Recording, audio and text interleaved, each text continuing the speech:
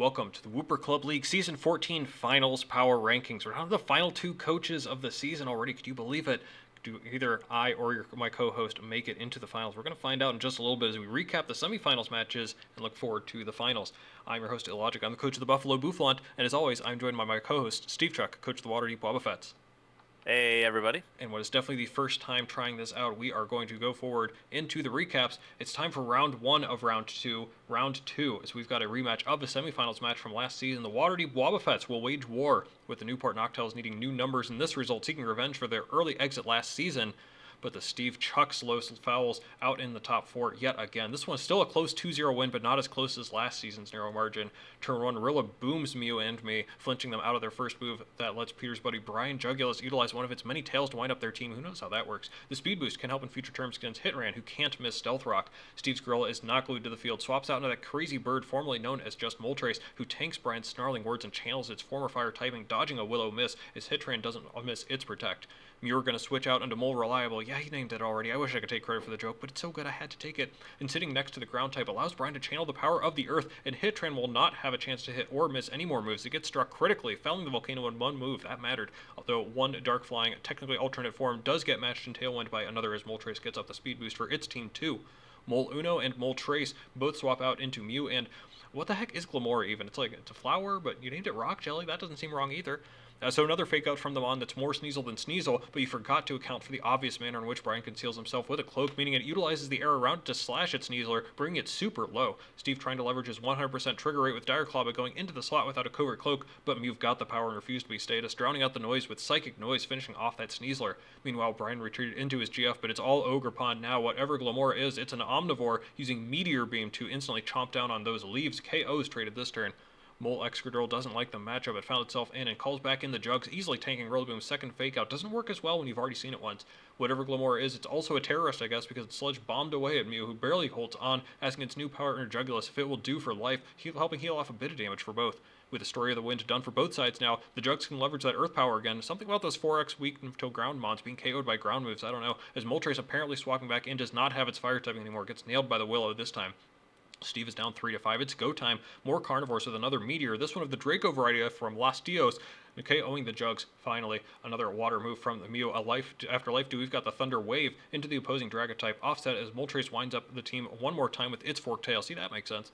Moltres can at least channel its favorite Food Network personality, Fiery Wrath, bringing Mew in range of its partner's second meteor treat to finally bring Mew down as the Mole fires itself like a Beyblade, blowing away those Stealth Rocks. Couple of gotchas in the now tied game. Fury's Wrath, boosted with the Terra Dark, flinches the second Brian. This one's got hands as the Mole caused a natural disaster. Rockslide flinching the crippled Latios. Very rude. Pivotal turn with all the grass gone and Steve with one last turn of Tailwind. The speed boost means Guy gets his KO against Excadrill and Brian Hands heavily slams to take down the Hispanic Jet Plane, but not before it channels its inner wrestling bad guy and turns a heel pulse into its partner Moltres. That is huge. Down to the 2v2, Volcanion and Iron Hands find it ring fit to double protect from the fake out, so it comes down to this. The Tennessee Volcanion, who tears off Fairy, along with the defense boost from the grass screen. That means both the final Noctowls can tank the Wrath of Fury, but they're susceptible to flinching. But before it can move, Brian catches these hands. Rillaboom wood hammers the point home. That's a KO. Heatwave from Volcanion did not catch that clothing on Rillaboom, and the vest is assaulting. It means it can survive with relative comfort. One more round of Protect isn't enough to get the Steam Engine out of range of another double team from Fury and the Grillmaster. No need for hacks this round. The Wobbuffets have earned their spot in the finals and also appear to have the Noctowls numbers listed in their phone as Sun. Yeah, that is 2 times in a row that the Noctowls been knocked out in the semifinals by the Wobbuffets. This was a very well played game, not quite as close as the previous one, but still pretty nail biting in the end, actually. But I think whenever we were talking earlier, you really caught me with your statement that despite being down 3-5, it never really felt like you were down all that much. A couple of key plays there really helped turn things in your favor. Yeah, even when down 3-5, just starting at that point, coming into it, and the kind of favored position, Latios coming in fresh, being able to threaten both Mons on the field with easy KOs from where they were with Draco and go from there. I was kind of able to leverage that from that position and build onto it into getting Moltres really set up to just continuously click Fiery Wrath. After we looked at it, there were a couple key turns where some different decisions could have been made for better results for either of us. But a lot of things came down to afterwards knowing the sets and specific spreads that maybe that's not information just available at the game, and definitely impacts our thoughts looking back on it. So hard to say how things could have changed with various different plays. But yeah, starting at that 3 to 5 position, going in, getting KOs, and Fiery Wrath doing work the rest of the game. Yeah, I think definitely missed an opportunity to KO the Moltres there with Iron Hands instead of opting for the Latios, but also the Heat Train crit there. It feels probably pretty good to know that Hex, we're not on your side this time. I mentioned it before, definitely deserved win. But the Noctows also did play very well. Shout out to Jimmy the Noctows, always a great competitor in the league, and just another outstanding performance. It feels like he's constantly in the top four. You can never get him out of here.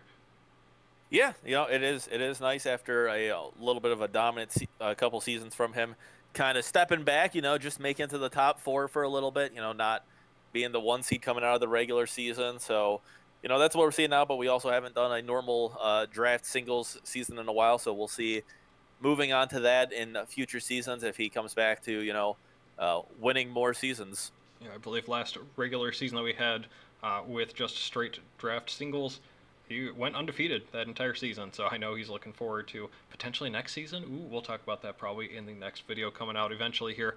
But we have one more semifinals match to get to. And speaking of rematches, how about the Buffalo Bouffalant butting heads with the Summit County Psyducks? Again, the latter looking to break out of the Slammer, reach their own summit with their first finals appearance since season 5. But the Bouffalant will not be denied, head charging straight into the finals with a dominant second win over the Psyducks. I admit I was sweating from the Chen Pao, but it and its partner Whimsy caught themselves in a double protect. We're going to Shea Minty Fresh with a Tailwind, and I Chi, you're in trouble with an incoming Heat Wave. Whimsy copying my grass type with its own Tailwind. Does it even have a tail? Chen Pao wielding the Sacred Sword of Ruin, but Chiyuv got the esteemed Sash of Focus, seems fishy, slashing the air and waving at Heat to reclaim the reverse double KO right back. 2 fresh switch-ins. We're lovers, not fighters, so we'll remove the fighting type from Terra Fairy Okidogi. You'll still get flinched by Shea Mini Hedgehog, but at least Garfield Chomp is throwing a stomping tantrum like it's a Monday. Down goes Mr. Fishy. You can protect next turn, but my Shea Mini Pony Duo, as I often call it, can double up into the Fairy Toxic enemy and claim a KO anyways. Tailwind gone from the Bouffalant. 1 turn left for the Psyducks. Zap Uno and Zap Dos with ground and electric moves into the Pony slot, but as we all know, bears are immune to strikes of electricity and instead get burned. That's just basic science and biology, folks. How about another Tailwind for my Shea Mini Moltres G, and that means by angry Ursa Major League messes up John the Zapdos from 100% to 0. As the Lantark has the gall to sit by and dance with some swords. Last 2 months for the Psyducks. Chomp can save itself all at once, but we all know I have a bone to pick with Giraffes in their next. The double up into the Palindrome will destroy it thoroughly, only for Cynthia's beloved A-Stuff the very next turn. The Kingdom Hearts, simple and clean, is the way that this match is making me feel tonight. The Bouffalant move on to yet another finals match, dashing all over the hopes of this season's underdogs in another heartless move. Yeah, this was pretty thorough, quick, and easy. I do think this was a relatively different playstyle for me compared to previous matches. I know you definitely bemoaned how long my quarterfinals match took. I have to be satisfied with this one only being 8 turns and pretty quick overall, yeah? Yeah, definitely a different gameplay. Seeing kind of the more hyper offense, just tailwind control from Shaman. You also mentioned throughout the rest of the season, Shaman hasn't really been focused as much on your team, and this week, coming in, being in the whole time, setting up tailwind twice, and being able to utilize that to output massive amounts of damage and just control the field, worked out great for you, and kind of caught the Psyducks from turn 1 off guard. Seeing what you're doing with that double protect as you get tailwind up didn't matter too much giving the prankster tailwind on the return, but kind of set the tempo poorly for them, and you were able to just keep the tempo up and keep control of the whole match and take in an easy win here. Yeah, and you mentioned the tempo early. That was something that we really praised the Psyducks for in their previous 2 matches. The versatility to be able to set Tailwind and Trick Room whenever they wanted or needed to. It feels like they never really got established. They got a Tailwind on the field, but then even by the end of those Tailwinds, my Shaman Sky and Keldeo were able to outspeed basically everything because Chen Pao went down, and the Frigiraffe never had a chance to get off the Trick Room. It didn't even feel like it had all that much support in getting a Trick Room going there, too, with a lot of other fast threats on there. A great season for the Psyducks. Cool to see them back in the top 4 after a bit of fall. It feels like it's been a little bit since we've seen them up there, so this could be the start of something special. But this match just wasn't it for that field control. Yeah, great season from the Psyducks. Coming in, of course, as the 9C2 in the playoffs, making it on the extended roster of playoffs, winning the play-in game, winning in the quarters, making it to the semis. Great season from them, and, definitely a coach we'll have to keep our eyes on in future seasons and hope to, continue to see some more teams in the semis rather than myself, Nate and the Bouffalant, and Jimmy and the Knocked Owls. Yeah, we'll see about that, but maybe before we get to our finals preview, we should talk about some other teams we may be seeing in the near future here in potential finals here. It's the Beginners League finals, and what do you know? It's the number 4 seeded Mr. Bincow's Bouffalant herd. Shout out to Bouffalant themed teams versus the number 7 seeded Hungry Hungry Hypnos, making it to the finals. These teams, two teams did square off earlier in the season here. A little bit of a different story too from both in the regular season. Steve, it feels like the Hypnos took a little bit of time to get off the ground and really figure out what draft was about. The Bouffalant herd came out of the gate very strong, and then were able to turn on again for playoffs. This should be a really fun matchup. Yeah, very excited to see this. As you mentioned, they did play earlier, specifically week 8, so the last week of the regular season. So not too long ago in the grand scheme of things. Both of them had fantastic seasons. The Hungry Hungry Hypnos taking some big wins early after a kind of a slow start, getting some big wins over top teams early in the Beginners League. And the Bouffalant herd cruising to 6-0, took their foot off the gas a little bit at the end of the season, including a loss to the Hypnos. But once the playoffs started, getting right back on it and in a very strong position here. It's looking to be an exciting finals and really looking forward to it. Yeah, we'll see if maybe the Hypnos woke them up there at the end of the season. Very tough for me to pick against a fellow Bouffalant player, though. And that being said, we already know it's the second season in a row. Finals, Buffalo Bouffalant, Waterdeep Wobbuffets, the number 2 versus the number 5, as opposed to, I believe, number 3 seeded Bouffalant versus number 5 seeded Wobbuffets last time. Steve, we did call this at the beginning of the season. We tried to warn you all, we tried to tell you, but you just couldn't stop this from happening. I think there was a little bit of a scare there with the Incineroar getting upset that we may have had to have played in the semifinals, but thank goodness the Psyducks got that upset win, so we could wait until now for our fated rematch, yeah? Yeah, it's certainly fantastic to once again be able to play in the finals. I feel in, we'll see how it goes, but my record in the finals against you is looking pretty good, especially in recent seasons. So looking forward to the matchup. Yeah, I wonder. You said that we were going to see you again in season 25, but maybe we're a skip 12 seasons, 2 finals, skip 12 seasons, and we'll see you again much later here.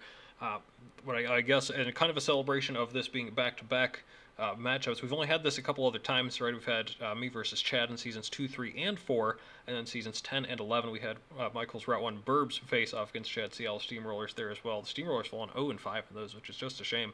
But we are here in back-to-back finals. Just kind of wanted to maybe take a trip down memory lane. We did this a little bit earlier, talk about some our very storied history against each other. It felt like I kind of had the better view for the first couple seasons before we really got into a true proper draft league. Before you handed me my first true draft league loss in WCL back in season 6. So take us through one or two of your favorite memories of our matches that we may be able to look forward to here. And please don't mention season 8 because that's already the most viewed video on my channel thanks to you going back and watching it so much. I can't stand that. Well, if you're going to not allow me to discuss our season 8 match, which, as mentioned, he does have the video up on his channel. Feel free to take a look at it if you want to see more. Looking for some of my favorite wins against you. Definitely, you mentioned season 6 when we played, specifically the Flygon in the end game. A couple of prediction situations there, going between ground moves and picking Stone Edge at the right time to pick up the Vikavolt KO, allowing Earthquake to then hit the rest of the team for super effective or neutral damage. Was as you mentioned, your first draft loss, so kind of a big moment for the league and for myself as well.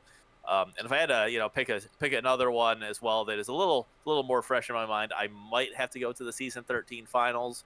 Not too long ago, but it was a finals game, a pretty big win for myself with a fantastic set in the weakness policy Zapdos Galar. So you can certainly see more about that match on this channel. Absolutely some good ones there. As much as I'd love to say I forgot that one, that is unfortunately fresh in my mind. We'll see if we can get some revenge there this time around.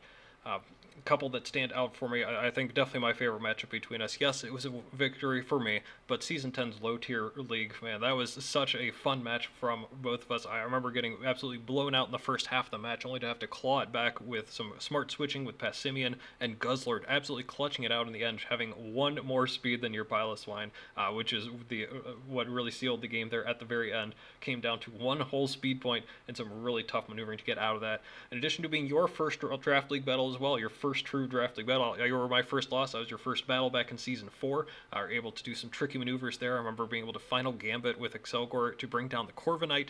I remember using Leaf Storm and Draco Meteor on Celebi and Kyurem respectively to make it very difficult for your Ditto to come in a revenge kill in the end game too. And look how far you've come since then. Another finals appearance for you, and kind of knocking on the doors here of the top 2. We thought that maybe Jimmy and I had separated ourselves a little bit, got a couple of them back in the conversation there with the Burbs and Steamrollers with back-to-back finals appearances, and now look at you, you're right back here with back-to-back finals appearances and potentially wins yourself. So we're definitely making the case that you are one of the strongest coaches here.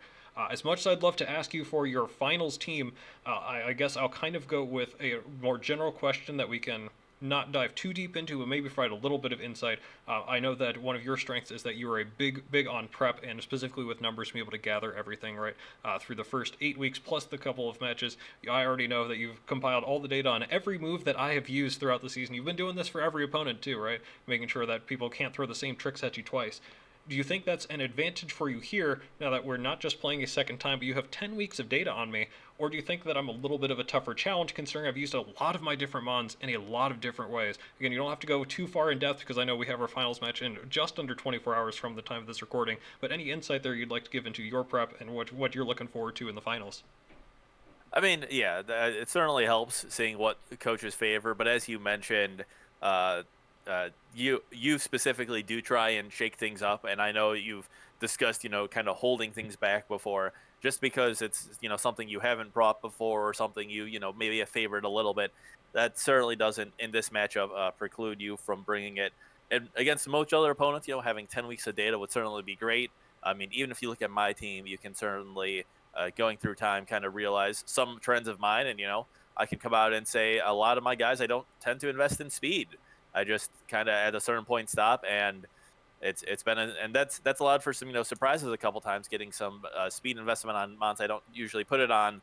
But that's a little bit of a situational thing, and it's hard to say. But against yourself, I know you tend to shake things up quite a lot and very much customize the team for your opponent, even beyond just the normal speed creeping. So there is a lot of questions here about what you'll bring and what the matchup's going to look like. But this should be an absolute blast here. I appreciate having you on as the co-host every single week here as we go over every single week's action in the Wooper Club League. But of course, it's only inevitable that the two of us face off again. I wonder how obnoxious we're going to be throughout this week and throughout the offseason, telling everyone to step up their game and break into maybe the top 2. Ooh, don't let Jimmy hear that. Noctels are still knocking right there at the door. We have plenty to talk about that with that in the offseason, but we do still have our finals that we both probably need to go finish up some prep on, and we're gonna bring that to you a little bit later as well. Don't forget to check out more feature matches on here from throughout the season. Wonder if we can get some interesting off-season content going too, so that we're not having you wait too long before season 15. But we're gonna catch you right back here so we can talk all about the finals from season 14. We'll see you right here.